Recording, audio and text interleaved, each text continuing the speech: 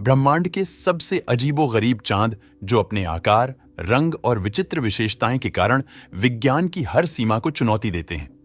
क्या आप ये जानते हैं कि कहीं पर चांद आग की तरह जल रहा है तो कहीं पर बिल्कुल बर्फ की तरह ठंडा है? कहीं ये विशाल समुद्र से ढका हुआ है तो कहीं पर उसके नीचे छुपे जीवन के संकेत दे रहा है। तो दोस्तों तैयार हो जाइए, क्योंकि आज हम आपको लेकर चलेंगे ऐसे चांद, ऐसे चंद्रमाओं पर जिनके बारे में जानकर आपको आश्चर्य जरूर होगा। तो चलिए सबसे पहले शुरुआत करते हैं टाइटन से। दोस्तों, टाइटन नेपच्यून का सबसे बड़ा चांद है। दोस्तों, ये हमारे सोलर सिस्टम का बहुत ही अजीब चांद है और ये हमारे एंटायर सोलर सिस्टम की सबसे ठंडी चीजों में से एक है। आपने लिक्विड नाइट्रोजन का नाम तो सुना ही होगा, जो इतना ठंडा है कि जिसमें अगर किसी का हाथ या किसी की उंगली भी आ जाए तो वो तुरंत जम जाएगी और उस हिस्से को काटना पड़ेगा।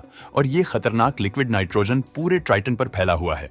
और इससे भी चौंकाने वाली बात यह है कि ट्राइटन पर ठंडी इतनी ज्यादा है कि ये लिक्विड नाइट्रोजन भी लिक्विड फॉर्म में नहीं, लेकिन सॉलिड फॉर्म में मौजूद है। दोस्तों, आपने ज्वालामुखी तो देखे ही होंगे, क्योंकि ट्राइटन पर ज्वालामुखी तो बहुत सारे हैं, लेकिन सभी ज्वालामुखी बर्फ के हैं।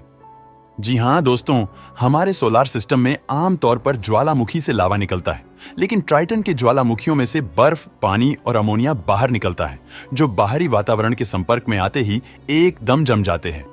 ऊपर से दोस्तों, इसकी और एक गजब बात यह है कि हमारे सोलर सिस्टम के सभी मून अपने ग्रह की धरी भ्रमण की दिशा में ही घूमते हैं, लेकिन ये ट्राइटन अपने ग्रह से उल्टा घूमता है। इसके जैसा ही शनि ग्रह का भी एक चांद है जिसे एनसेलाडस कहते हैं, और ये सबसे ज्यादा प्रकाश को परावर्तित करने वाला मून है। इस पर इतनी बर्फ है कि जिससे वो चमकता है, और ये इतना चमकता है कि ये अपने ऊपर सूरज की पड़ने वाली ऑलमोस्ट 100% जी हाँ 100% लाइट को परावर्तित कर देता है। और यहाँ पर भी पानी और आइस के ज्वालामुखी फटते हैं, और यहाँ के ज्वालामुखी के कई पार्टिकल्स इस मून की सरफेस लाइन से बाहर चले जाते हैं, और जिसे सैटर्न की ग्रेविटी पकड़ लेती है और आइस से निकले वो अवशेष सैटर्न की रिंग्स में मिल जाते हैं। अब हम चलते दूसरे चांद पर। दोस्तों, आपने हमारे चांद पर गड्ढे तो देखे ही होंगे।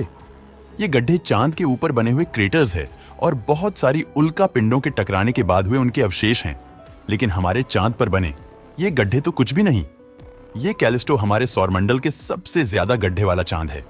कैलिस्टो जुपिटर का एक मून है और यहाँ पर इतने ज्यादा गड्ढे हैं कि हम थक जाएंगे गिनते गिनते, मतलब कि ये चांद पूरा का पूरा गड्ढे से ही बना है।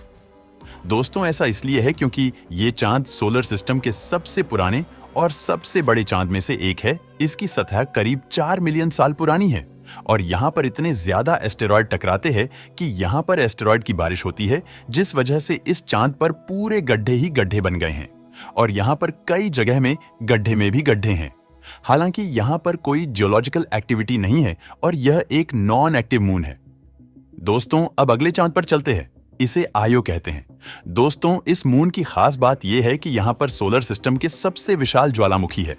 मतलब कि ज्वालामुखी तो कई जगह पर होते हैं, लेकिन यहाँ पर फटने वाले ज्वालामुखी पूरे सौरमंडल में सबसे विशाल तरीके से फटते हैं। यहाँ पर ज्वालामुखी जब फटते हैं तो वो अपने सतह से 200 किलोमीटर ऊपर आकाश में चले जाते हैं, और इस चांद के लावा को अगर थोड़ी सी भी वेलोसिटी और मिल जाए तो यहाँ का लावा अंतरिक्ष में भी पहुंच सकता है। दोस्तों, चलिए अब आपको मिलवाते हैं डैक्टाइल से। ये सोलर सिस्टम का सबसे छोटा मून है और इसकी चौड़ाई सिर्फ 1.5 किलोमीटर ही है। और इसकी सबसे अजीब बात यह है कि ये किसी ग्रह की नहीं, लेकिन ये एक एस्टेरॉयड की परिक्रमा करता है। दोस्तों, इसकी खोज से पहले साइंटिस्ट ये मानते थे कि एस्टेरॉयड के कोई चांद हो ही नहीं सकते, लेकिन डैक्टाइल के ढूंढ निकालने के बाद वैज्ञानिक को यह भी पता चला कि यार, एस्टेरॉयड के भी चांद होते हैं। चलिए अब आपको मिलवाते हैं हमारे सोलर सिस्टम के एक सबसे बदसूरत चांद से। इसका नाम है मिरांडा। नाम तो बड़ा खूबसूरत है, लेकिन यह चांद सोलर सिस्टम का सबसे भद्दा चांद है। यह यूरेनस का चांद है। दोस्तों, दिखने में यह सच में अजीब है और यह कुदरत का एक करिश्मा ही है, क्योंकि यार, इसकी ज्योग्राफी सौरमंडल में बिल्कुल अलग तरीके की है। और ये जो आप इस मून पर देख रहे हो, वो इस मून की लंबी लंबी घाटियां हैं, और ये पृथ्वी की सबसे महान घाटी ग्रैंड कैन्यन से भी 12 गुना से भी ज्यादा गहरी है। दोस्तों, इस मून के ऐसे होने का कारण हमारे कुछ वैज्ञानिक ये बताते हैं कि शायद भूतकाल में किसी बड़ी टक्कर के कारण ये ऐसा हो गया होगा। चलिए अब आइए अगले चांद से मिलते हैं। ये है गैनीमीड। ये हमारे सोलर सिस्टम का सबसे बड़ा चांद है।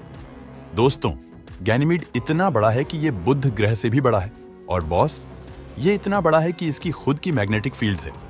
दोस्तों, अगर ये गैनीमीड जुपिटर ग्रह की परिक्रमा करने के बजाय अगर सन की परिक्रमा कर रहा होता ना, तो आज ये एक मून नहीं लेकिन प्लेनेट होता।